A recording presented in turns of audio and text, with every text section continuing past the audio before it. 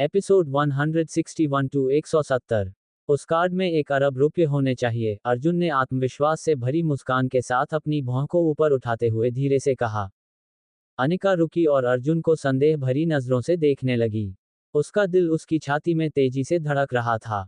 हालांकि उसके बाद उसने फिर से उस पर नजर घुमाई और उसकी कमर पर चिकोटी काटते हुए उसे डांटा, तुम फिर से मेरी टांग खींच रहे हो, है ना? अगर तुम्हारे पास वाकई 1 अरब है, तो मुझे जिंदगी भर तुम्हारी सेवा करनी होगी। अर्जुन ने मुस्कुराते हुए अनिका की पतली गर्दन पर हाथ रखा। ये तुमने कहा, मैंने नहीं। चलो, इसे आधिकारिक अनुबंध बना देते हैं। अनिका ने उसकी बांह झटक दी और उसे हंसते हुए डांटा, ठीक है, ठीक है। तो तुम जोर देते हो कि तुम्हारे पास 1 बिलियन है। अरे, अगर तुम नहीं चाहते तो मुझे बताने की जरूरत नहीं है। लेकिन तुम आज इसे टाल नहीं रहे हो। मैं वापस आने के बाद स्पष्टीकरण की मांग करती हूँ। अनिका ने अपनी भौहें उठाईं और उसकी ओर आंखें घुमाईं। उसे यकीन नहीं हुआ कि वह सच में अरबपति है। उसके लिए ये सिर्फ अर्जुन का मजाक था।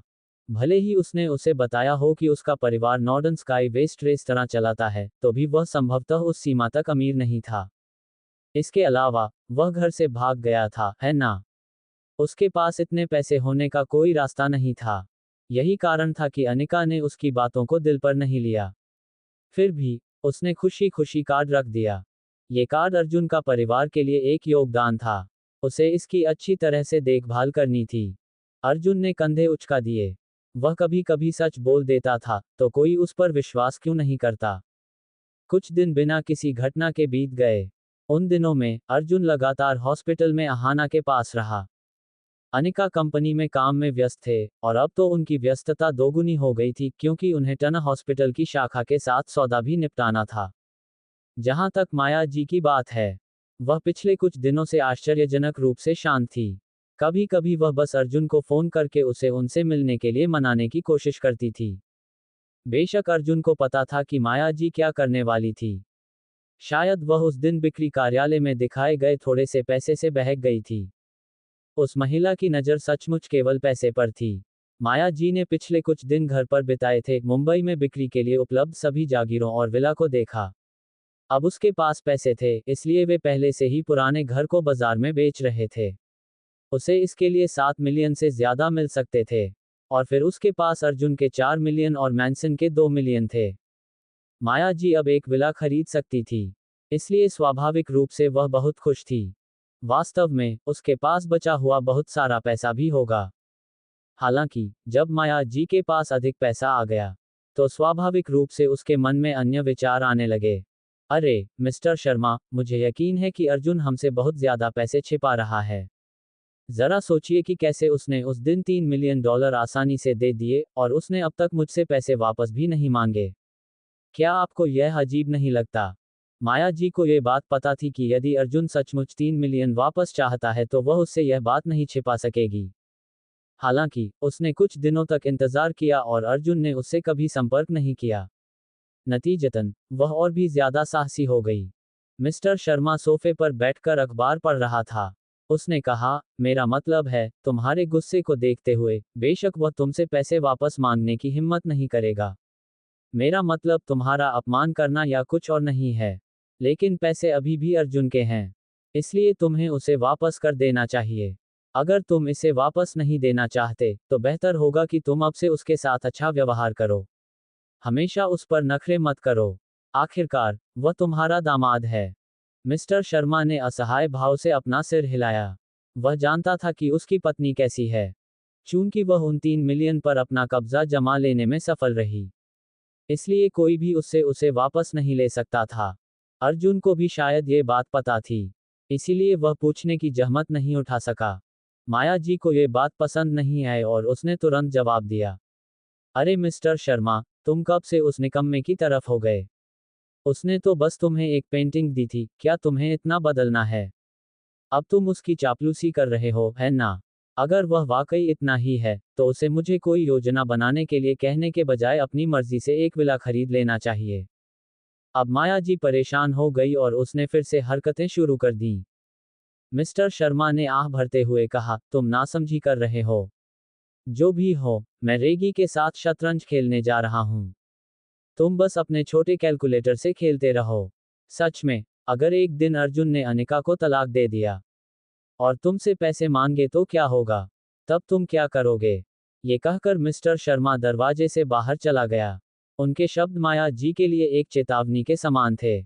वह सही था। पैसा अर्जुन का था, तो क्या हुआ अगर उसने अनिका को तलाक दे दिया और पैसे वापस मांगे? क्या वह धन उनकी साझा वित्तीय स्थिति का हिस्सा था या उनकी निजी संपत्ति थी? नहीं, उसे यह सुनिश्चित करना था।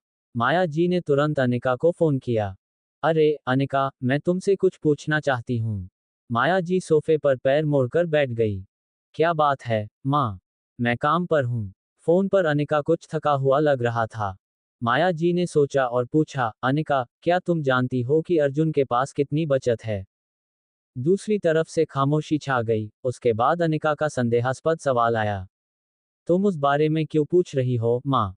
क्या तुम उससे फिर से पैसे मांगना चाहती हो? माया जी ने क्रूरता से कहा, क्या तुम बेवकूफ हो या क्या?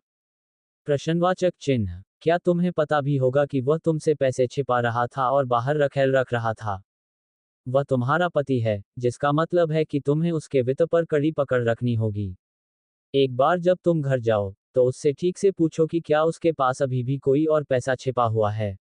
सुनिश्चित करें कि तुम्हें पता है कि उसने पैसे तुम्हारी शादी से पहले कमाए हैं या शादी के बाद। अगर यह बाद में है, तो इसका मतलब है कि पैसा तुम दोनों के बीच बराबर बराबर बंटा हुआ है।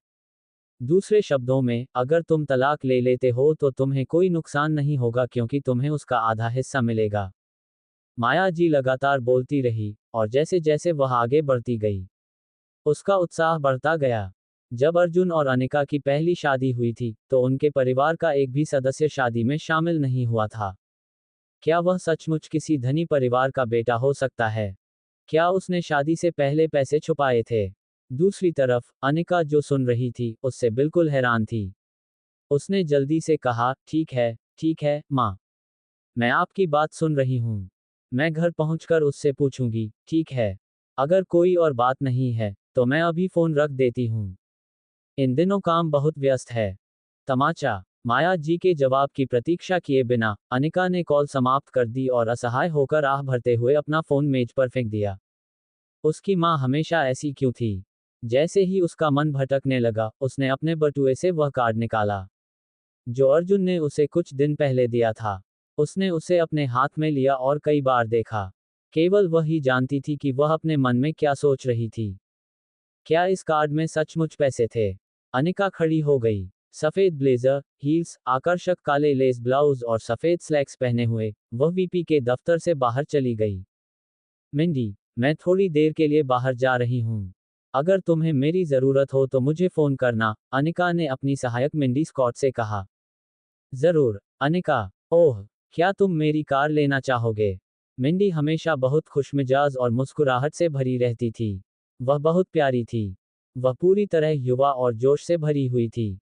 ठीक है। अनिका ने मिंडी की कार की चाबियां स्वीकार कर लीं और अकेले ही कार पार्क की ओर चल पड़ा। वह बैंक जाकर ये देखना चाहती थी कि अर्जुन ने उसे जो कार दिया था उसमें कितने पैसे हैं। किसी भी चीज से ज्यादा, वह बस जिज्ञासु थी। दूसरी ओर, अर्जुन अपनी आधी ऊंचाई की एक राजकुमारी गुड़िया के साथ मॉल से बाहर निकल रहा था। अहाना ने इस पर जोर दिया था। हालांकि, जैसे ही वह दरवाजे से बाहर निकला, उसने मुश्किल से कुछ कदम ही उठाए होंगे कि एक चमकदार गुलाबी पोश 911 ने 180 डिग्री का सुंदर घुमाव लिया और अर्जुन के ठीक सामने आकर रुक गई। भाड़ में जाओ, अर्जुन ने जोर से गाली देने की इच्छा को रोका। वह कार के चारों ओर घूम गया और वहां से जाने की कोशिश की।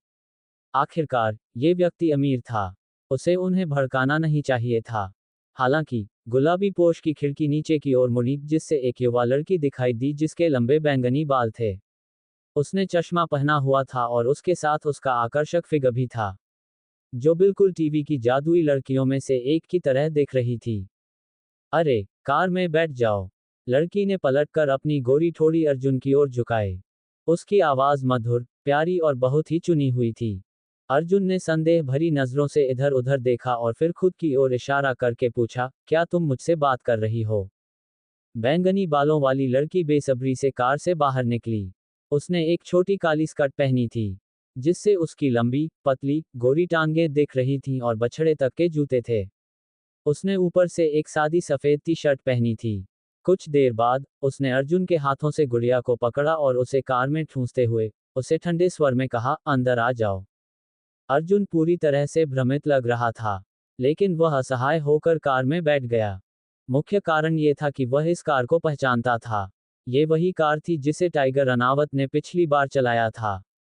तो क्या ये लड़की कबीर की बेटी मेलोडी थी? ये बात तो ठीक ही लगी।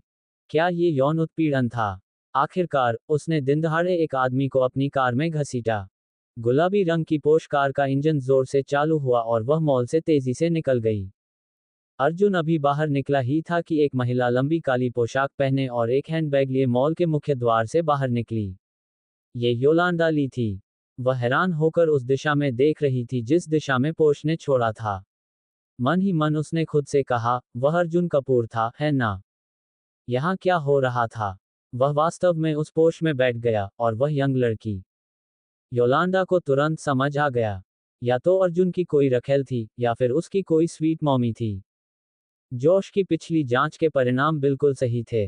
अर्जुन कपूर सचमुच घृणित था। अपने फोन पर फिल्माए गए वीडियो को देखते हुए, योलांडा के होठों पर एक कठोर, ठंडी व्यंग्यात्मक मुस्कान उभर आई। तुम मरे हुए मांस हो, कपूर। अगर आपकी पत्नी अनिका को इस बारे में पता चला, तो आप नरक में चले जाएंगे। ये लो। तभी योलांडा का फोन बजा। जब उसने कॉलर आईडी देखी, तो उसने अपनी सुंदर भौहें सिकुड़ी और बहुत देर तक हिचकिचाती रही। फिर उसने अनिच्छा से कॉल रिसीव की। स्पीकर से तुरंत एक महिला की चीखें गूंज उठीं। योला, तुम कहाँ हो? तुम घर पर क्यों नहीं हो? तुम्हारे पिता फिर से जुआ खेलने गए थे, और उन्होंने कई हजार रुपए हारे, इसलिए वे उन्हें जाने नहीं देंगे। जल्दी करो और मुझे कुछ पैसे ट्रांसफर करो, नहीं तो वे तुम्हारे पिता को पीट पीट कर मार डालेंगे। योलांडा का पूरा शरीर कांप उठा जब उसने वह भयावह आवाज सुनी। वह निराश थी, लेकिन उसे झल्लाहट में जवाब देना पड़ा, मुझे मां कहना बंद करो। बस उन्हें उस बेकार जुए के आदी को पीट पीट कर मार डालने दो। वह मेरा पिता नहीं है। तमाचा। योलांडा ने फोन रख दिया, उसका दिल धड़क रहा था। उसके पिता जुए के बहुत बड़े आदी थे। उनकी वजह से उनका परिवार पूरी तरह से कंगाल हो गया था, और उन पर कई लाख का कर्ज भी था।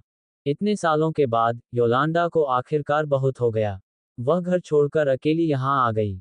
ये सब इसलिए हुआ क्योंकि वह अपने परिवार और पिता के कर्ज को चुकाने में मदद करना चाहती थी। यही कारण है कि वह आज एक सोने की खोदने वाली महिला बन गई। उसने इस बारे में कभी किसी को नहीं बताया क्योंकि उसे डर था कि वे उसका मजाक उड़ाएंगे। फिर भी, वह पिशाच हमेशा किसी न किसी तरह उसे ढूंढ लेता था और उससे पैसे की मांग करता था। अगर वह उसे पैसे देने से इनकार करती तो वह उसे पीटता। बचपन से लेकर अब तक उसे जो मार पड़ी थी, उसका मतलब था कि वह उससे हमेशा डरती थी। उदास और असहाय योलांडा ने अपने गालों पर कुछ आंसू बहने दिए। वह सूंघने लगी। ऐसा नहीं था कि अब उसके पास उन्हें देने के लिए कोई पैसा था। कॉल आना कभी बंद नहीं हुआ। थोड़ी देर बाद, उसके पास एक कॉल स्वीकार करने और दहाड़ने के अलावा कोई विकल्प नहीं था। ठीक है, मेरी पीठ से हट जाओ। मैं तुम्हें अभी पैसे देता हूँ, लेकिन यह आखिरी बार है, तुम मेरी बात सुनो। फोन रखने के बाद योलांडा नीचे झुक गई, और अपने चेहरे को हाथों में छिपाते हुए फूट फूट कर रोने लगी। पैसा पैसा पैसा। उसने अपने संपर्कों को स्क्रॉल करने से पहले इस पर बहुत सोचा, और वह नंबर पाया जिस पर उसने गंदी अमीर बॉस लिखा था। उसने संदेश को बार बार संपादित किया और फिर आखिरकार झिझकते हुए भेज दिया। शुगर डैडी, इसमें लिखा था, मैं अभी हताश हूँ। कृपया मुझे 5,000 रुपये उधार दें, मैं अगले महीने अपना वेतन मिलते ही पैसे लौटा दूंगा। जैसे ही उसने संदेश भेजा, अर्जुन ने, जो अभी भी कार में उत्सुकता से बैठा था, संदेश प्राप्त कर लिया। एक नज़र में ही उसे पता चल गया कि भेजने वाला योलांडा थी। उन्होंने इसे सीधे सीधे नज़रअंदाज कर दिया। हालांकि, संदेश आते रहे और बार बार उनके फ़ोन पर आते रहे। उसके पास कोई विकल्प नहीं था, इसलिए उसने अपना फ़ोन उठाया और उस पर नज़र डाली। शुगर डैडी, मैं कोई ठग नहीं हूँ। मैं योलांडा ली हूँ, और यह मेरा आईडी और पता है। कृपया मुझे 5,000 उधार दें। यह एक आपातकालीन स्थिति है। मैं बाद में आपको जरूर पैसे लौटा दूंगा। संदेश के साथ योलांडा की आईडी भी थी। यह एक अच्छी तस्वीर थी। अर्जुन ने इस पर विचार किया और अचानक योलांडा को सबक सिखाने का फैसला किया। उसने जवाब दिया, मैं तुम्हें पैसे क्यों उधार दूं? इसमें मेरा क्या फायदा है? योलांडा को उसका उत्तर पाकर बहुत खुशी हुई, लेकिन जब उसने संदेश की विषय वस्तु देखी, तो वह चुप हो गई। कुछ हिचकिचाहट के बाद, उसने अपने चमकीले लाल होंठ काटे और कहा, अगर तुम मुझे पैसे उधार दोगे, तो मैं 1 हफ्ते तक तुम्हारा साथ निभाऊंगी। अगर तुम चाहो तो मैं हर रात तुम्हारे साथ रहूंगी। और तुम जो चाहो कर सकते हो। मैं अगले महीने पैसे लौटा दूंगी। योलांडा के पास कोई विकल्प नहीं था। उसका दिल इस समय गुस्से से भरा हुआ था, क्योंकि उसने कभी उम्मीद नहीं की थी कि गंदा अमीर बॉस भी उस तरह का आदमी होगा। जैसे ही अर्जुन ने उसका उत्तर देखा, उसने तुरंत उसकी नग्न तस्वीरें मांग लीं। हाँ, ये बहुत ही निम्न स्तरीय बात थी, लेकिन अर्जुन ये जानना चाहता था कि योलांडा क्या सोच रही थी। वह काफी देर तक हिचकिचाती रही, लेकिन अंततः उसने जवाब दिया, ठीक है, 1 मिनट रुको। उसके बाद, वह दौड़ती हुई महिलाओं के शौचालय में गई और दरवाजा बंद कर लिया। थोड़ी देर की हलचल के बाद, उसने उसे फोटो भेज दी। अर्जुन ने चित्र प्राप्त होते ही उस पर क्लिक किया। वाह, क्या बकवास है! उसका शरीर बहुत सेक्सी था। अविश्वसनीय रूप से। उसे योलांडा ली से ऐसी उम्मीद नहीं थी। उसे पकड़ने के लिए कम से कम 2 हाथों की जरूरत होगी। आप क्या सोचते हैं, बॉस? क्या ये पर्याप्त है? इसे बाहर मत भेजिए, सुना? योलांडा ने उसे संदेश भेजना जारी रखा। अर्जुन भी पीछे नहीं हटा। जब उसे उसकी फोटो मिली, तो उसने सीधे उससे उसका कार्ड नंबर पूछा और उसके खाते में 10,000 रुपये ट्रांसफर कर दिए। जब योलांडा को स्थानांतरण की सूचना देने वाला संदेश मिला, तो वह आश्चर्य और खुशी से उछल पड़ी। 10,000! उसे उम्मीद नहीं थी कि शुगर डैडी इतने उदार होंगे। शुक्रिया, शुगर डैडी। मैं जल्द से जल्द 10,000 लौटा दूंगा। अगर आपको इन दिनों में से किसी दिन भी मेरी कंपनी चाहिए, तो बस मुझे फोन करें। मैं अगले कुछ दिनों तक सुरक्षित हूँ। योलांडा ने शर्माते हुए वह संदेश भेजा और फिर जल्दी से बैंक की ओर चली गई। जब अर्जुन को वह संदेश मिला तो उसने केवल सुरक्षित शब्द देखा। वे सभी वयस्क थे, इसलिए स्वाभाविक रूप से वह समझ गया कि उसका क्या मतलब था। वह कह रही थी कि उसे बाहर निकलने की जरूरत नहीं है, मुझे भाड़ में जाओ। योलांडा सचमुच साहसी थी। अर्जुन निश्चित रूप से ललचाया, लेकिन उसने जल्दी से उस घृणित विचार को एक तरफ फेंक दिया। वह अनिका को धोखा नहीं दे सकता था। वह एक घटिया आदमी नहीं बन सका। आह, ऐसा लग रहा था कि वह भी उसकी हवस का शिकार था। अर्जुन ने असहाय होकर आह भरी और जल्द ही खुद को शांत कर लिया। उसने अपनी आंखें बंद कर लीं और कुछ देर तक ध्यान में लगा रहा। धीरे धीरे उसकी आंखों से कोहरा छटने लगा। उन्होंने लगभग वह बड़ी गलती कर दी जो हर आदमी करता है। तभी मेलोडी की पोश एक विशाल हवेली के सामने आ पहुंची। उसके सामने 1 दर्जन से ज्यादा लग्जरी कारें खड़ी थीं। यहां तक कि सबसे सस्ता भी एक GTR था। अर्जुन को बहुत बुरा लगा। उसने बैंगनी बालों वाली लड़की को मासूमियत से देखा और पूछा, तुम कौन हो? और तुम मुझे यहाँ क्यों लेकर आए हो? बैंगनी बालों वाली लड़की ने अपनी सीट बेल्ट उतार दी। उसकी कॉलर के नीचे उसकी जुड़वां चोटियां ऐसी उछल रही थी मानो आंखों को दुख रहा हो। वह पलटी और उत्सुकता से अर्जुन का मूल्यांकन किया। आप अर्जुन कपूर हैं? अर्जुन ने कुछ झल्लाहट में सिर हिलाया। ये लड़की बिना ये पुष्टि किए कि वह कौन है, उसे कार में बैठने के लिए कैसे कह सकती है? क्या होगा अगर उसे गलत लड़का मिल गया? तो फिर तुम ही वह आदमी हो। मेलोडी मुस्कुराए और अपना चश्मा उतार दिया। अर्जुन दंग रह गया। लड़की वाकई बहुत खूबसूरत थी। उसका चेहरा छोटा था, आंखें बड़ी थीं, मुंह चेरी की कली जैसा था और गालों पर 2 प्यारे से गड्ढे थे। उसकी आंखें खास तौर पर साफ और पवित्र थीं, किसी भी तरह की गंदगी से मुक्त। मेलोडी कार से बाहर निकल गई और अर्जुन भी उसके पीछे निकल गया। वह अर्जुन के सामने चली गई और उसे ध्यान से ऊपर से नीचे तक देखा। अंत में, उसने अपनी जेड जैसी ठोड़ी को पकड़ा और अपना सिर हिलाते हुए भौहें सिकोड़ लीं। मेरे पिताजी ने कहा कि तुम वाकई एक खास आदमी हो। लेकिन तुम मुझे बहुत सामान्य लगते हो। तुम बहुत ही बेढंगे कपड़े पहने हुए हो और तुम में कुछ भी असाधारण नहीं है। अर्जुन को भी अच्छा नहीं लगा जब उसने उसे ऐसे घूरा, इसलिए उसने कंधे उचकाए और कहा, तो तुम्हारे पिताजी ने गलत आदमी को पकड़ लिया होगा। अगर बस इतना ही है, तो मैं अभी चला जाता हूँ। इतना कहकर वह जाने के लिए मुड़ा। उसके और आजकल के बच्चों के बीच एक पीढ़ी का अंतर था। उसे कोई अंदाजा नहीं था कि वे क्या सोच रहे हैं। अरे, रुको, क्या मैंने कहा था कि तुम जा सकते हो? मेलोडी ने अपने हाथ कमर पर रखे और गुस्से से अर्जुन की ओर इशारा किया। अर्जुन ने अभी अपना सिर घुमाया ही था कि कुछ युवक और युवतियां हवेली से बाहर निकल आए। वे सभी बहुत ही अच्छे कपड़े पहने हुए थे और जाहिर तौर पर अमीर पृष्ठभूमि से थे। जब उन्होंने मेलोडी को देखा, तो वे सभी मुस्कुराए और उसे देखकर हाथ हिलाया। अरे, मेलोडी, हम तुम्हारा इंतजार कर रहे थे। तुम कहाँ गई थी? तुमने कहा था कि तुम एक दोस्त को लेने गई थी, है ना? वे कहाँ हैं? उन्हें हमसे मिलवाओ। महान मिस रनावत, जिसे भी अपना मित्र कहती हैं, वह सचमुच प्रभावशाली होगा। वह तुम्हारा बॉयफ्रेंड नहीं है ना? इससे बेचारे मास्टर फिन का दिल टूट जाएगा। वे एक दूसरे से बातें करते थे, एक दूसरे के कंधों पर हाथ रखे हुए वे मजाक करते और हंसते थे। वे युवा ऊर्जा की एक सच्ची तस्वीर थे। मेलोडी ने बेसबॉल कैप और सुनहरे बालों वाले लड़के को घूर कर देखा। उसने उसे डांटा, केली, क्या तुम अब इसे छोड़ सकते हो? तुम्हारे पास हमेशा कहने के लिए बहुत कुछ होता है। सुनहरे बालों वाले छोटे बाल वाले लड़के ने कंधे उचका दिए और जीभ बाहर निकाल ली। वह पूरी तरह से अप्रभावित दिख रहा था। उसके बगल में एक लड़का था जिसने सफेद शर्ट पहनी हुई थी और 2 बटन खुले हुए थे, जिससे पता चलता था कि वह कितना जंगली और आजाद था। उसके बाल थोड़े लंबे, के पॉप स्टाइल के रेशमी थे। उसके चेहरे के भाव स्पष्ट थे और वह सुंदर और ऊर्जावान दोनों लग रहा था। उन्होंने एक जोड़ी साधारण काले रंग की टखने तक लंबी पतलून भी पहनी थी। कोई भी एक नज़र में बता सकता था कि वे सस्ते नहीं थे। पैरों में उन्होंने फैशनेबल सफ़ेद स्पोर्ट्स जूते पहने हुए थे जो उनकी युवा शक्ति पर जोर दे रहे थे। जहां तक उसकी घड़ी का सवाल है, वह कई लाख की कीमत वाली कार्टियर घड़ी थी। ये कहना जरूरी था कि यह युवक काफी आकर्षक था, लेकिन ये भी स्पष्ट था कि वह धनी परिवार से था। उसी समय, वह मेलोडी को घूर रहा था। उसकी आंखों में उसके लिए उसका प्यार साफ दिख रहा था। मुस्कुराते हुए उसने कहा, वापस स्वागत है, मेल। तुम्हारा दोस्त कहाँ है? मेलोडी से बात करते समय वह बहुत आश्वस्त नहीं लग रहा था। इसलिए उसने जल्दी से विषय बदल दिया। तभी बाकी लोगों ने अंततः अर्जुन पर ध्यान देना शुरू किया। समस्या ये थी कि उसने बहुत ही घटिया कपड़े पहने हुए थे। इन अमीर उत्तराधिकारियों और उत्तराधिकारियों के लिए, वह मुश्किल से उनके रडार पर दर्ज हुआ। पहले तो सबने यही समझा कि वह कचरा इकट्ठा करने वाले मैनर स्टाफ का सदस्य है।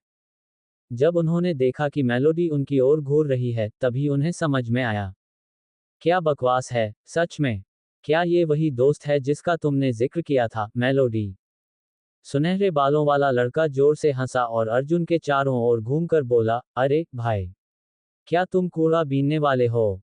जैसे ही उसने ये कहा, बाकी लोग खिलखिलाकर हंसने लगे। ऐसा मत कहो, फ्रेड। क्या तुम्हें नहीं पता कि आजकल जो लोग अमीर हैं, वे गरीब बनने का नाटक करना पसंद करते हैं? यह उनके बीच एक चलन है। सेक्सी दिखने वाली लड़कियों में से एक ने अपनी छाती के सामने अपनी बाहें क्रॉस की और अपनी नाक ऊपर की ओर उठाई। फ्रेडरिक ने ठहाका लगाकर हंसते हुए अर्जुन की ओर इशारा किया। वह अमीर, क्या मजाक है?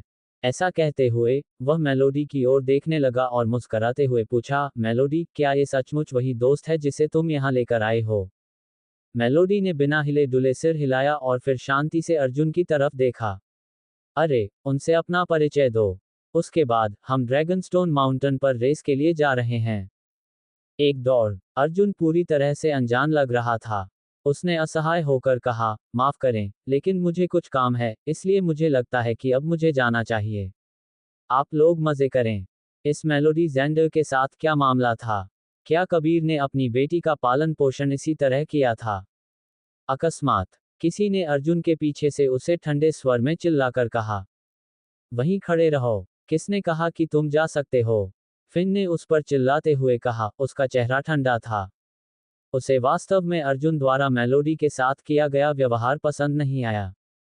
यहाँ तक कि फिन भी मेलोडी के साथ इतनी बेपरवाही से पेश आने की हिम्मत नहीं कर पाया। इस किसान को मेलोडी को अनदेखा करने का क्या अधिकार था? वह पिटाई की मांग कर रहा था। फिन ने अर्जुन की ओर चलते हुए ठंडे अंदाज में देखा और कहा, अरे, अभी तुम्हारा रवैया क्या था? मेलोडी ने तुम्हें अपना परिचय देने के लिए कहा था, तो तुम ऐसे ही कैसे चले गए? फिन के अर्जुन से इतना नाराज होने की एक और वजह थी, और वो ये कि मेलोडी खुद उसे लेने गई थी। क्या उन दोनों के बीच कुछ था? फिन के लिए अर्जुन अब एक प्रेम प्रतिद्वंद्वी जैसा था। फिर भी, उस आदमी में गरीबी की बू आ रही थी। उसके बारे में सब कुछ घटिया और घटिया था। अर्जुन ने शांति से फिन की ओर देखा और कहा, माफ करें, लेकिन मेरे पास तुम जैसे नासमझ बच्चों के साथ चर्चा करने के लिए कुछ भी नहीं है। मैं उसे भी नहीं जानता। अगर तुम उसके सामने दिखावा करने की कोशिश कर रहे हो, तो तुमने गलत आदमी को पकड़ लिया है। मैं एक सामान्य व्यक्ति हूँ, इसलिए मैं अब तुम्हारे रास्ते से हट जाऊंगा। इतना कहकर अर्जुन मुड़ा और जाने लगा। हालांकि इस बार फ्रेडरिक ही था जो मुस्कुराहट के साथ उसके पास दौड़ा। वह अर्जुन के रास्ते में खड़ा हो गया और उसे ताना मारते हुए बोला, इतनी जल्दी मत करो यार, रुको और खेलो। चून की मेलोडी तुम्हें पहले ही यहाँ ले आई है, इसलिए हम तुम्हें ऐसे ही नहीं जाने दे सकते। ये हमारे लिए बहुत ही असभ्यता होगी। ये कहते हुए फ्रेडरिक ने अपनी भौहों से फिन की ओर इशारा किया। वे दोनों एक साथ बड़े हुए थे, इसलिए वे एक दूसरे के विचारों को आसानी से समझ सकते थे। वे अर्जुन के साथ एक अच्छा सा खेल खेलने की सोच रहे थे। मेलोडी ने सब कुछ अलग थलग होकर देखा। उसका मदद करने का कोई इरादा नहीं था। वह बस ये देखना चाहती थी कि इस मिस्टर कपूर में क्या खास बात है, जिसके बारे में उसके पिता बात करते थे। उसे ऐसा लगा कि वह भी एक साधारण आदमी है। वह सचमुच नहीं जानती थी कि उसके पिता क्या सोच रहे थे। उन्होंने उसे अपने अच्छे पक्ष में आने के लिए क्यों कहा? कितना घृणित। उसी समय अनिका बैंक में पहुंच गई थी और एटीएम के सामने खड़ी थी, ये देखने के लिए कि अर्जुन ने उसे जो कार्ड दिया था उसमें कितने पैसे हैं। उसने कार्ड मशीन में डाला और पिन डाला। उसने उसे बताया था कि पिन उसका जन्मदिन है और इससे अनिका काफी खुश हुई। इसके बाद उसने अकाउंट बैलेंस चेक करें पर टैप किया। हालांकि वह बिना किसी परिणाम के हमेशा इंतजार करती रही। अनिका ने भौहें सिकोड़ी और दोबारा पिन डाला, लेकिन कुछ भी नहीं बदला। वह कुछ नहीं कर सकी, इसलिए उसने सुरक्षा गार्ड को बुलाया और पता चला कि एटीएम बंद हो चुका है और अभी रखरखाव के अधीन है। धन्यवाद, अनिका ने गार्ड से विनम्रता से कहा और फिर काउंटर की ओर चला गया। हालांकि तभी पीछे से एक जानी पहचानी आवाज ने अनिका को आवाज दी। अनिका शर्मा, तुम भी यहाँ क्यों हो? योलांडा ठीक उसी समय बैंक के दरवाजे से अंदर आए और पहली चीज जो उसने देखी वह थी वह जानी पहचानी शख्सियत। यह अनिका शर्मा थी, है ना?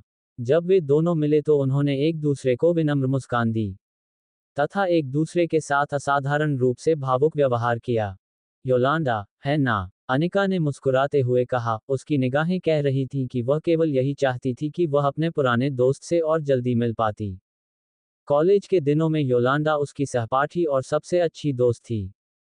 हालांकि स्नातक होने के बाद उन दोनों के बीच संपर्क खत्म हो गया। ऐसा इसलिए नहीं था क्योंकि योलांडा बहुत ही निर्दयी थी या कुछ और। दुनिया बस ऐसे ही काम करती है। हर कोई अपने अपने करियर में व्यस्त था। उन अमीर विवाहित महिलाओं के विपरीत, उनके पास कैफे ढूंढने, कॉफी पीने, गपशप करने या नए नए मेकअप और बैग दिखाने का समय नहीं था। योलांडा भी खुशी से अनिका को गले लगा रही थी, बहुत मुस्कुरा रही थी। वह पहले की तरह सत्ता की भूखी सोने की खोज करने वाली महिला से बिल्कुल अलग दिख रही थी। हाँ, वह एक क्लासिक दो चेहरे वाली कुतिया थी। अरे अनिका, 3 साल हो गए हैं, तुम और भी सुंदर हो गई हो। तुम्हारा पति अर्जुन कहाँ है?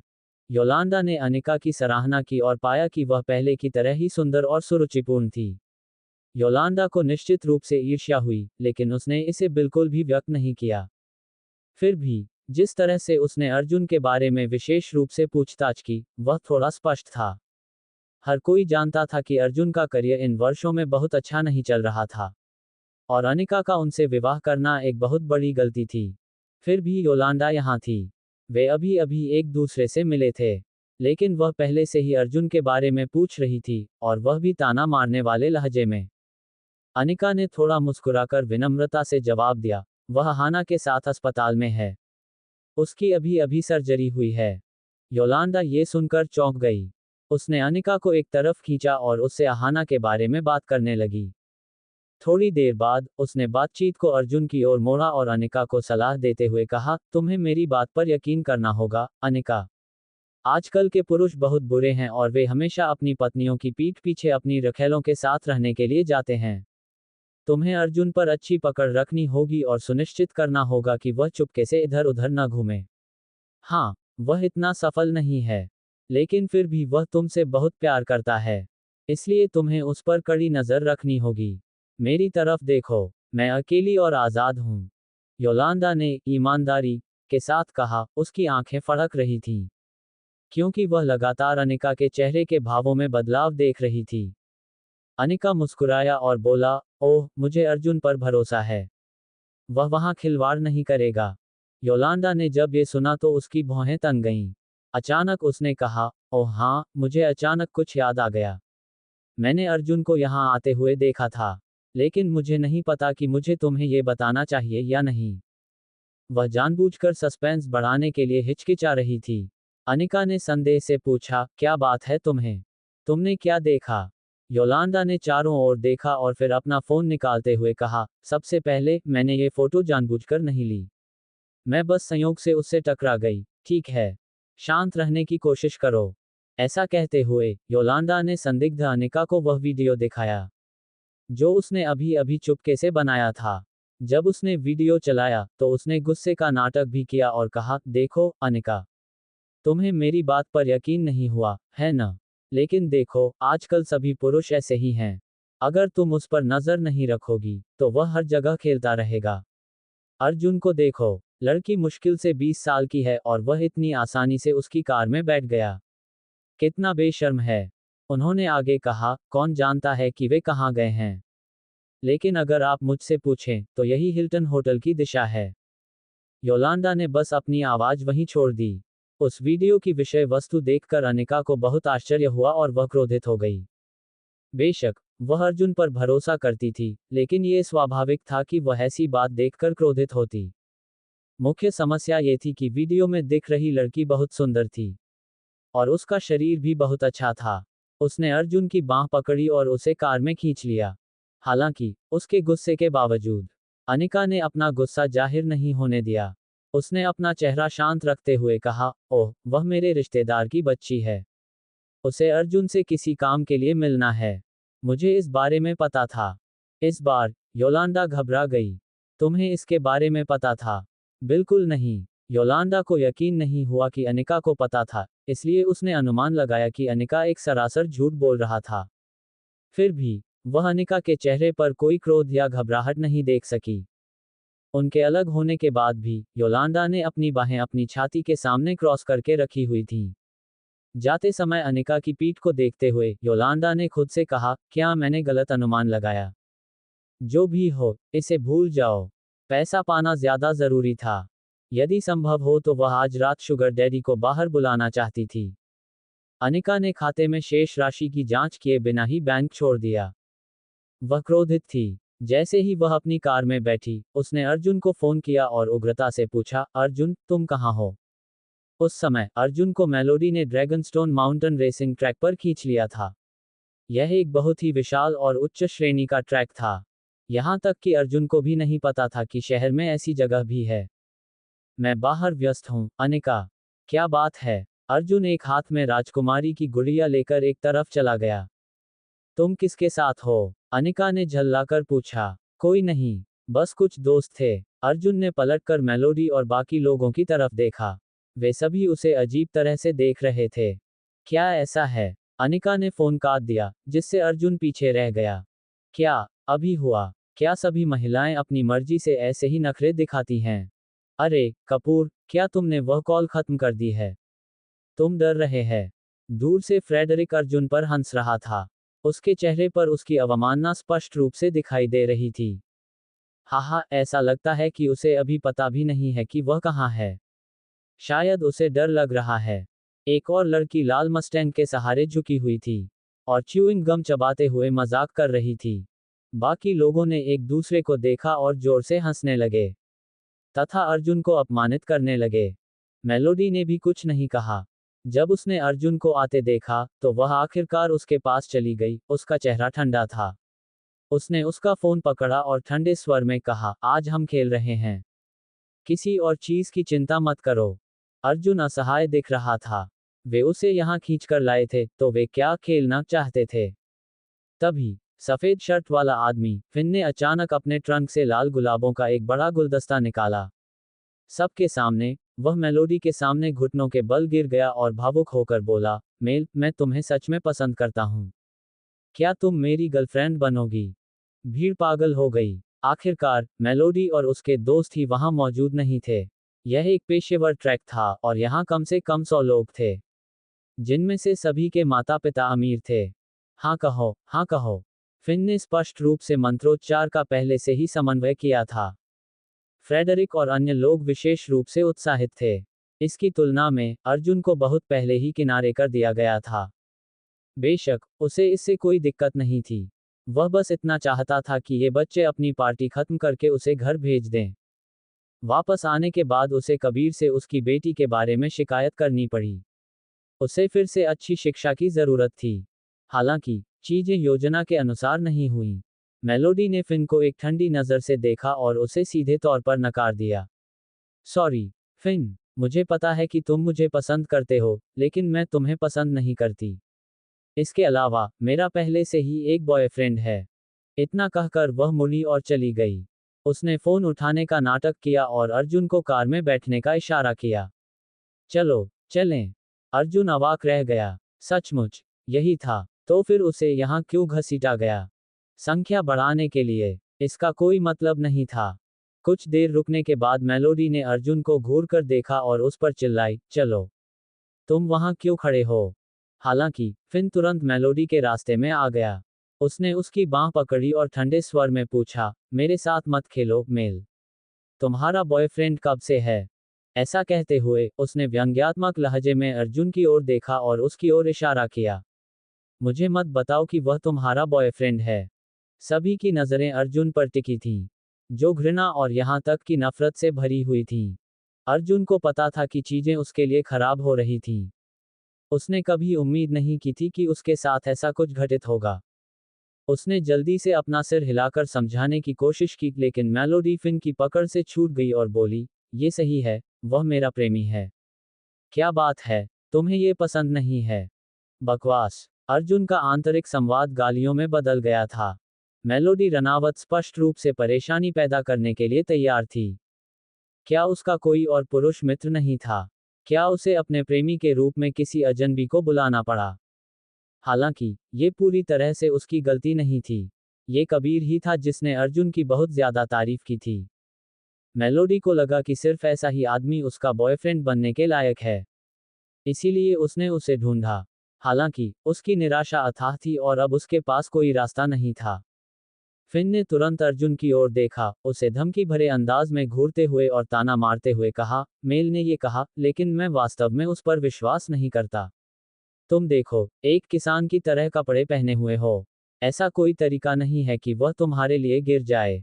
ठीक है, मुझे बताओ कि उसने इस छोटे से नाटक के लिए तुम्हें कितने पैसे दिए हैं और मैं तुम्हें दोगुना पैसे दूंगा। फिर तुम इस पहाड़ से लुढ़क सकते हो। हा हा हा। वहां हंसी और उपहास का शोर मच गया। मेलोडी उन सभी अमित्र निगाहों को बर्दाश्त नहीं कर सकी।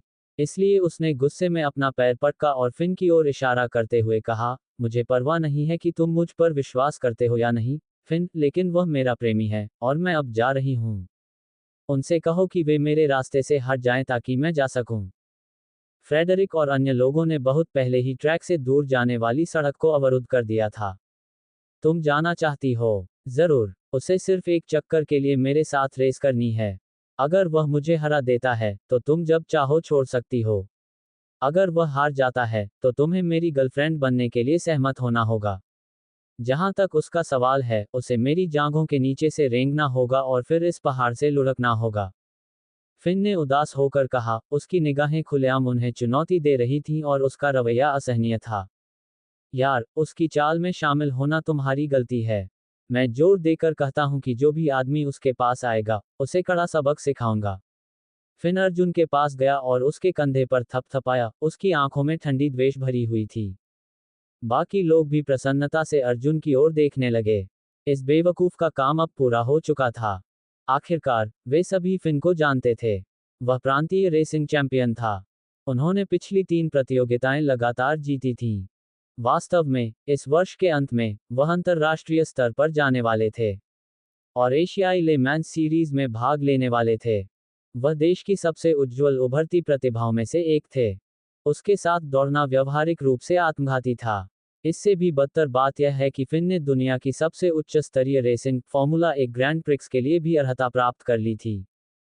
ये विश्व में प्रतिस्पर्धात्मक रेसिंग का सर्वोच्च स्तर था तथा ओलंपिक और विश्व कप के बाद विश्व की 3 सबसे बड़ी खेल प्रतियोगिताओं में से एक थी। दूसरे शब्दों में कहें तो अर्जुन के पास कोई मौका नहीं था। इसके अलावा वह कितना गरीब दिख रहा था, ये देखकर लगता है अर्जुन ने शायद अपने जीवन में पहले कभी रेस कार को छुआ भी नहीं था। वे अब बस उसे मजबूर कर रहे थे। अर्जुन ने गहरी भौहें सिकुड़ी, उसका चेहरा काला पड़ गया। उसे उम्मीद नहीं थी कि ये छोटे छोटे बच्चे उसे नीची नज़र से देखेंगे। समस्या ये थी कि वे इस मामले में बहुत ही बेबाक और अहंकारी थे। इससे उसे बहुत बुरा लगा। अर्जुन इस चुनौती को अस्वीकार करना चाहता था, लेकिन उसके धड़कते दिल ने उसे झिझकने पर मजबूर कर दिया। मेलोडी जानती थी कि फिलिप फिन के खिलाफ भी नहीं जीत पाएगा, इसलिए उसने अपना पैर पटका और गुस्से से कहा, तुम जानबूझकर ऐसा कर रहे हो, है ना फिन? बेशक वह रेस नहीं कर सकता। मैं तुम्हारी बेवकूफ़ी भरी डील नहीं लूंगा। चलो चलें। ऐसा कहकर मेलोडी ने अर्जुन को खींचकर दूर ले जाने की कोशिश की। हालांकि सभी को आश्चर्य हुआ जब अर्जुन ने मुस्कुराते हुए हंसते हुए कहा, जरूर, चलो एक चक्कर लगाते हैं। हम ठीक वैसा ही करेंगे जैसा तुम कहोगे। लेकिन अगर मैं जीत गया, तो सबसे पहले तुम्हें मुझसे माफ़ी मांगनी होगी और दूसरी बात मैं चाहता हूं कि तुम मुझे अपनी कार दो। ये कैसा लग रहा है? अर्जुन की नज़र फिन के पीछे खड़ी लाल फरारी पर पड़ी। अगर वह कार अनिका को दे दे, तो उसे काम पर जाने के लिए सार्वजनिक परिवहन का इस्तेमाल नहीं करना पड़ेगा। इससे उसे बहुत मेहनत से छुटकारा मिल जाएगा। इस विचार को ध्यान में रखते हुए अर्जुन निश्चितता के साथ मुस्कुराया। हालांकि उसके आसपास के लोग उसे ऐसे देखते थे जैसे वह मूर्ख हो। क्या उस आदमी का सिर किसी चीज से टकराया था? उसने अभी क्या कहा? वह मास्टर फिन के साथ रेस करना चाहता है। और अगर वह जीत जाता है, तो वह चाहता है कि मास्टर फिन माफी मांगे और उसे कार दे दे। अच्छा, धिक्कार है। इस आदमी के पास हिम्मत है।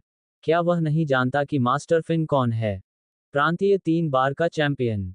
कई दर्शक हंसने लगे, अर्जुन का मजाक उड़ाने लगे और उस पर तरस खाने लगे। गरीब आदमी को सचमुच लगा कि वह राजकुमार को हरा सकता है। कैजुअल डेट बस एक क्लिक दूर है। फिन भी बेरहमी से उपहास कर रहा था। उसे उम्मीद नहीं थी कि मेलोडी जिस दोस्त को लेकर आई है, वह उसकी खुद की क्षमताओं से इतना अनजान होगा। वह आदमी फिन के साथ रेस करना चाहता था। यह आत्मघाती था। हाँ दोस्त, मुझे लगता है कि तुमने गलती की है। अगर तुमने एक अच्छे लड़के की तरह माफी मांगी होती, तो मैं तुम्हें जाने देता। लेकिन तुमने अभी जो कहा, उससे मैं परेशान हो गया।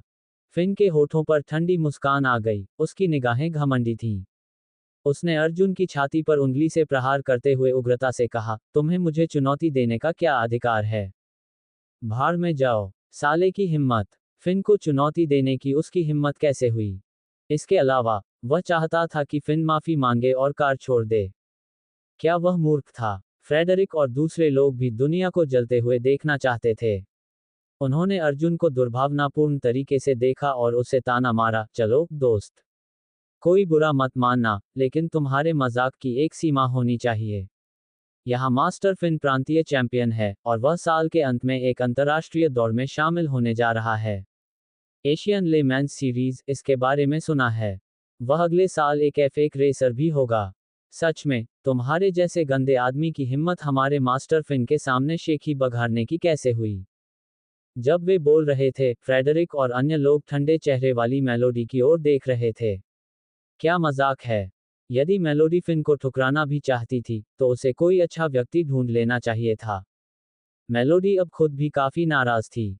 उसने अचानक अर्जुन की बांह पकड़ी और गुस्से से बोली, तुम क्या कर रहे हो, अर्जुन?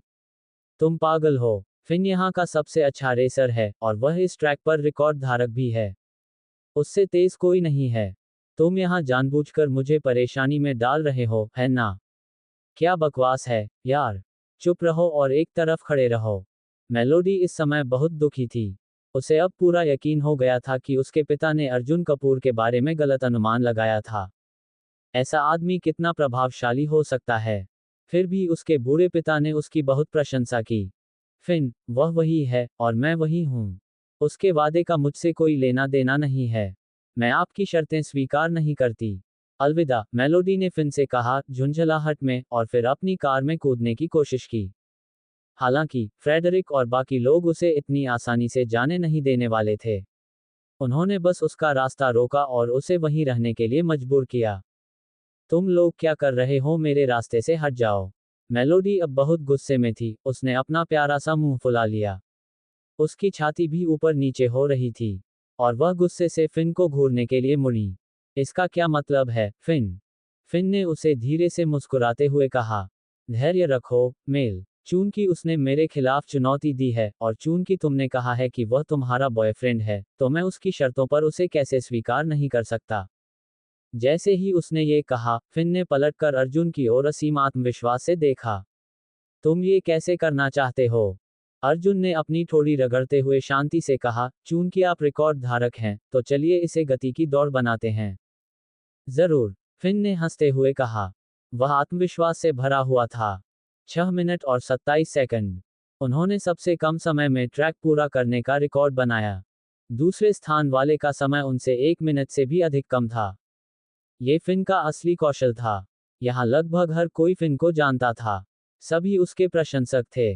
3 मिनट के भीतर ही ड्रैगनस्टोन माउंटेन पर मौजूद हर व्यक्ति को पता चल गया कि कोई फिन को दौड़ के लिए चुनौती दे रहा है, तथा उस ट्रैक पर गति में उसे हराने की कोशिश कर रहा है, जिसे वह अच्छी तरह से जानता है। वाह, सच में, यह आदमी जरूर ही मर्दवादी होगा। आजकल लोग कूल दिखने के लिए कुछ भी कर सकते हैं। क्या उसने कम से कम ये जानने की कोशिश नहीं की कि फिन कौन है? तो इसे एक तरह की धमकी ही समझिए। लेकिन उस आदमी में वाकई हिम्मत है। बहुत समय हो गया है जब किसी ने फिन को चुनौती देने की हिम्मत की हो। ट्रैक पर मौजूद सभी लोग एक साथ इकट्ठे हुए और पूरे जोश के साथ इस घटना पर चर्चा की। यह एक बहुत ही असमान मैच होने वाला था। बेशक, अर्जुन से किसी को कोई उम्मीद नहीं थी। उसमें गरीबी की बू आती थी। देखो, उसे तो रेसिंग सूट पहनना भी नहीं आता था। उसे स्टाफ की मदद की जरूरत थी। कई लोग तो ये भी सोचने लगे थे कि क्या वह मजाक के तौर पर यहाँ आए हैं। फिन के खिलाफ अर्जुन की चुनौती की खबर फैल गई और जल्द ही सभी को इसके बारे में पता चल गया। यहाँ तक कि कई लोग ऐसे भी थे जो घटनास्थल पर मौजूद नहीं थे, लेकिन वे मुंबई के सभी हिस्सों से सिर्फ देखने के लिए ट्रैक पर आए थे। ये सचमुच बहुत बड़ी बात थी। अर्जुन कपूर महान रेसर फिन गेराल्ड को चुनौती दे रहे थे। ये सचमुच एक अद्भुत दृश्य था। यही कारण था कि उस दिन मुंबई विशेष रूप से व्यस्त था। सड़कें लग्जरी कारों, रेस कारों, मॉडिफाइड कारों से भरी हुई थीं। वे सभी सड़कों पर दौड़ती हुई, सभी दिशाओं से ड्रैगनस्टोन माउंटेन की ओर बढ़ रही थीं। मम्मी, यहाँ इतनी सारी फैंसी कारें क्यों हैं? वे कहाँ जा रही हैं? सड़क पर कई बच्चे इतनी सारी लग्जरी कारों को अपने पास से गुजरते देख काफी उत्सुक थे। बड़े लोग तो और भी उलझन में थे। आज सड़कों पर क्या हो रहा है? क्या यह एक फैंसी कार परेड थी? अंत में, परिवहन विभाग भी इसमें शामिल हुआ और व्यवस्था बनाए रखने के लिए सड़कों पर उतर आया। वहां बहुत सारी लग्जरी कारें थीं, जिनमें से हर एक की कीमत कम से कम 10 लाख थी। यहां तक कि कुछ ऐसी भी थी जिनकी कीमत करोड़ों में थी, जैसे कि एस्टन मार्टिन और बुगाटी वेरॉन। वे किसी भी दुर्घटना का जोखिम नहीं उठा सकते थे। सड़कें भीड़ से भरी हुई थीं। ये सभी अमीर बेटे और बेटियां सड़कों पर फंस गए थे। अपनी गाड़ियों की स्टीयरिंग पटक रहे थे और गालियां दे रहे थे। सामान्य कारों के मालिक धनी चालकों से बहुत दूर रहते थे, तथा उनके बीच कम से कम कई 10 मीटर की दूरी होती थी। ये बहुत चिंताजनक था। यदि वे उन कारों से टकरा भी गए, तो उनकी मरम्मत के लिए उन्हें अपना घर भी गंवाना पड़ सकता है। यहाँ क्या हो रहा है? परिवहन दल का कप्तान ये सुनकर दंग रह गया कि सैकड़ों फैंसी कारें भी सड़कों पर उतर आई थीं। इस बीच, फिन के खिलाफ अर्जुन की दौड़ शुरू होने वाली थी। पूरा ट्रैक खाली हो चुका था। हर कोई स्टैंड पर खड़ा होकर विशाल डिजिटल स्क्रीन को देख रहा था। ट्रैक को कैमरों से कवर किया गया था और विशाल स्क्रीन पर फुटेज को लाइव दिखाया जा रहा था। ट्रैक पर फिन ने अपनी तैयारियां पूरी कर ली थीं। उसने लाल रंग का रेसिंग सूट पहना हुआ था और कार में बैठने से पहले एक सेक्सी रेस कार मॉडल भी मौजूद थी जिसने उसे जश्न मनाने के लिए शैंपेन भेंट की। फिन ने अर्जुन को उंगली दिखाते हुए तिरस्कार के साथ कहा, आशा है कि आप बहुत बुरी तरह से नहीं हारेंगे। ये शब्द कहकर उसने कार का दरवाजा खोला और अंदर घुस गया। दूसरी ओर अर्जुन ने असहाय भाव से कंधे उचका दिए। उसके पास अभी कार भी नहीं है। यहाँ कोई भी उसे उधार देने को तैयार नहीं था। वे शुरू से ही उसे शर्मिंदा कर रहे थे। अरे, उसने मास्टर फिन को चुनौती दी जबकि उसके पास तो कार भी नहीं है। ये बहुत शर्मनाक है। अगर मैं उसकी जगह होता, तो अब तक छिपने के लिए कोई गड्ढा ढूंढ लेता। वह कौन है? क्या कोई उसे जानता है? वह बहुत बेवकूफ है। हंसी और ठहाके बंद नहीं हुए। अर्जुन ने गुस्से में मेलोडी को देखा और उसने बड़ी अनिच्छा से कहा, ठीक है, आप मेरी कार ले जा सकते हैं। क्या आप इसे चलाना जानते हैं? इसे दुर्घटनाग्रस्त करने की हिम्मत मत करना, क्योंकि आप निश्चित रूप से इसकी मरम्मत का खर्च नहीं उठा सकते। वह भी अर्जुन से बहुत नाखुश थी। उसे बस फिन के साथ रेस करने पर जोर देना था। अगर वह हार गया तो क्या होगा? फिर भी, उसके पास कोई विकल्प नहीं था। वही अर्जुन को यहाँ लेकर आई थी। इसलिए उसकी मदद न करना उसके लिए अनुचित होगा। हालांकि, सभी को आश्चर्य हुआ जब अर्जुन ने अपना सिर हिलाया और कहा, इसे भूल जाओ, मैं आपकी कार चलाने का खर्च नहीं उठा सकता। अगर मेरी कार दुर्घटनाग्रस्त हो गई, तो मैं आपको पैसे भी नहीं दे पाऊंगा। उनके इस कथन से पूरा श्रोतागण हंसने लगा। इसके बाद, अर्जुन एक तरफ चला गया और AKE-86 की ओर इशारा करते हुए उसके बगल में खड़े आदमी से पूछा, क्या तुम मुझे अपनी कार उधार दे सकते हो, दोस्त? आदमी ने अर्जुन की तरफ देखा और कंधे उचका दिए। ठीक है, मैं एक बार अच्छा आदमी बनूंगा। लेकिन इसके साथ सावधान रहना, यह AKE-86 है, तुम्हें पता है। माउंट अकिना का रेसिंग देवता। अर्जुन ने उसे ओके का संकेत दिया और हंसते हुए कहा, जरूर। अगर मैं इसे दुर्घटनाग्रस्त कर देता हूं, तो मैं आपको पैसे वापस करना सुनिश्चित करूंगा। मेलोडी ने ये सब देखा और अपने दांत पीसते हुए बोली, आखिर अर्जुन को क्या हो गया है? क्या वह ये कह रहा था कि उसकी पोर्श 911 AE-86 के मुकाबले में नहीं थी? जल्द ही दौड़ शुरू हो गई। फिन बहुत पहले से ही तैयार था। वह अपनी कार में बैठा था। उसकी आंखों में आत्मविश्वास की ज्वालाएं जल रही थीं। कार की खिड़की से बाहर देखते हुए, उसने अपने बगल में बैठे अर्जुन को तिरस्कार भरी नजर से देखा। कंट्रोल रूम में बड़ी स्क्रीन के चारों ओर बहुत सारे लोग इकट्ठे थे। और हर जगह डेटा का ढेर लगा हुआ था। ये सभी पेशेवर डेटा विश्लेषक थे। वहां काफी संख्या में पेशेवर रेसिंग विश्लेषक भी एकत्रित थे। और वे ध्यानपूर्वक सुन रहे थे। बेशक, वे ज्यादातर फिन के डेटा पर ही ध्यान दे रहे थे। क्योंकि वह उसी वर्ष बाद में अंतर्राष्ट्रीय स्तर पर जाने वाला था और F1 सर्किट में भी शामिल होने वाला था।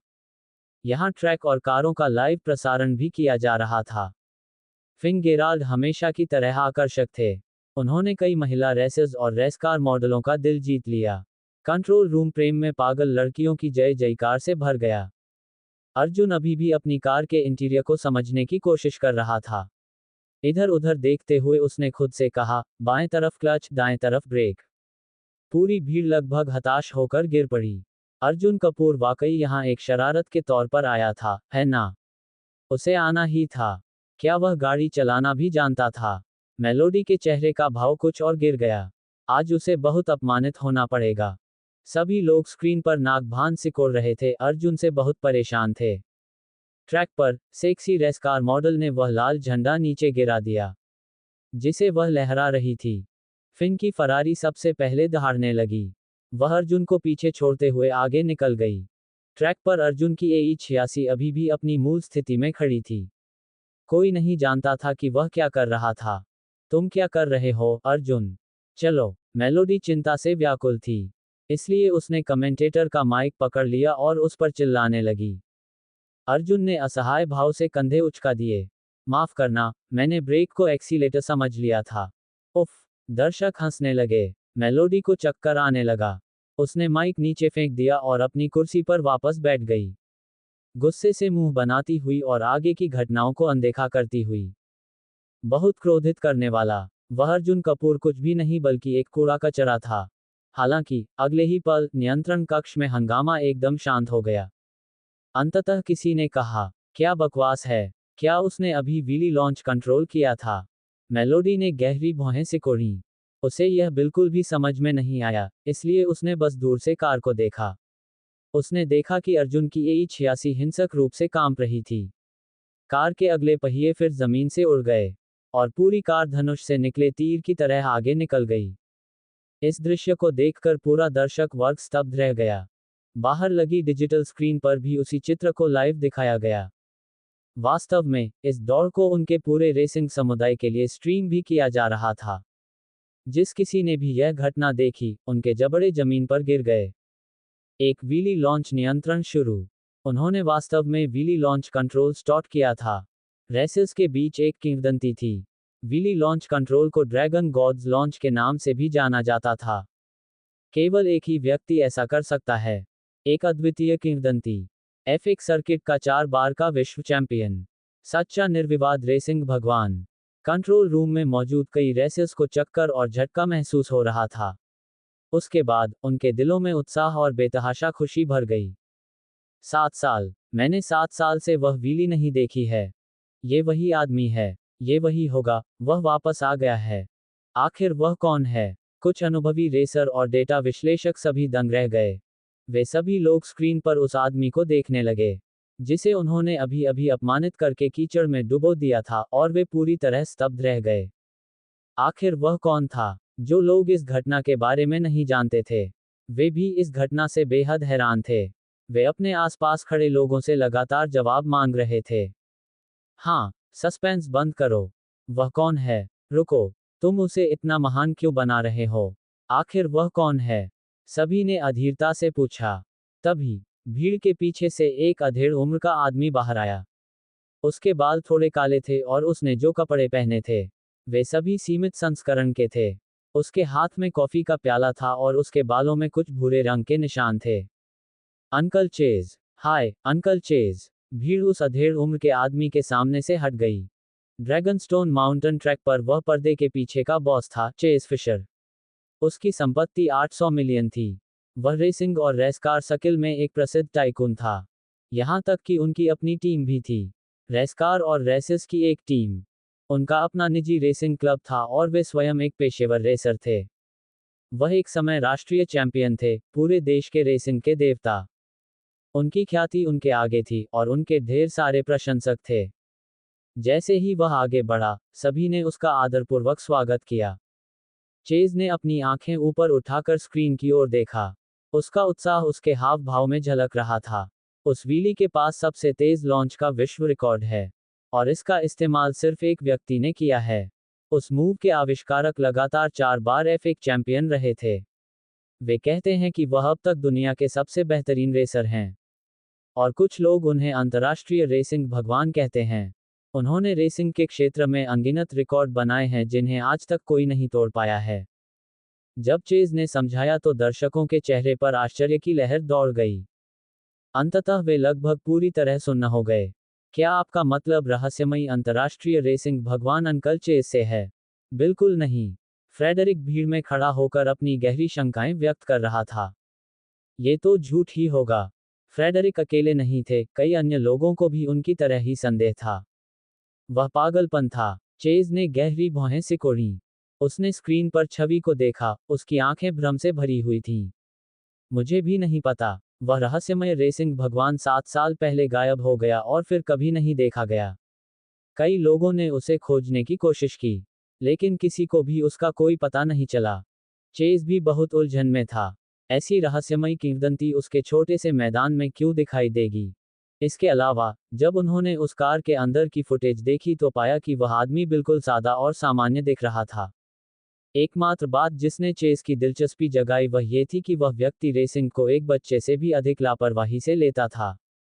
स्क्रीन पर अर्जुन बिल्कुल सहज दिख रहे थे, मानो यह कोई दौड़ ही ना हो। चेज ने अपनी आंखें ऊपर उठाकर स्क्रीन की ओर देखा, उसका उत्साह उसके हाव भाव में झलक रहा था। उस व्हीली के पास सबसे तेज लॉन्च का विश्व रिकॉर्ड है और इसका इस्तेमाल सिर्फ एक व्यक्ति ने किया है। उस मूव के आविष्कारक लगातार 4 बार F1 चैंपियन रहे थे। वे कहते हैं कि वह अब तक दुनिया के सबसे बेहतरीन रेसर हैं, और कुछ लोग उन्हें अंतर्राष्ट्रीय रेसिंग भगवान कहते हैं। उन्होंने रेसिंग के क्षेत्र में अनगिनत रिकॉर्ड बनाए हैं जिन्हें आज तक कोई नहीं तोड़ पाया है। जब चेज ने समझाया तो दर्शकों के चेहरे पर आश्चर्य की लहर दौड़ गई। अंततः वे लगभग पूरी तरह सुन्न हो गए। क्या आपका मतलब रहस्यमयी अंतर्राष्ट्रीय रेसिंग भगवान अंकल चेज से है? बिल्कुल नहीं। फ्रेडरिक भीड़ में खड़ा होकर अपनी तीव्र शंकाएं व्यक्त कर रहा था। ये तो झूठ ही होगा। फ्रेडरिक अकेले नहीं थे, कई अन्य लोगों को भी उनकी तरह ही संदेह था। वह पागलपन था। चेज ने गहरी भौहें सिकोड़ी। उसने स्क्रीन पर छवि को देखा, उसकी आंखें भ्रम से भरी हुई थीं। मुझे भी नहीं पता। वह रहस्यमय रेसिंग भगवान 7 साल पहले गायब हो गया और फिर कभी नहीं देखा गया। कई लोगों ने उसे खोजने की कोशिश की, लेकिन किसी को भी उसका कोई पता नहीं चला। चेज भी बहुत उलझन में था। ऐसी रहस्यमय किंवदंती उसके छोटे से मैदान में क्यों दिखाई देगी? इसके अलावा, जब उन्होंने उस कार के अंदर की फुटेज देखी तो पाया कि वह आदमी बिल्कुल सादा और सामान्य दिख रहा था। एकमात्र बात जिसने चेज की दिलचस्पी जगाई वह ये थी कि वह व्यक्ति रेसिंग को एक बच्चे से भी अधिक लापरवाही से लेता था। स्क्रीन पर अर्जुन बिल्कुल सहज दिख रहे थे, मानो यह कोई दौड़ ही न हो। जब फ्रेडरिक और अन्य लोगों ने उसका रवैया देखा, तो वे नाक भान सिकोड़ते हुए बोले, मुझे लगता है कि आप गलत हैं, अंकल चेज।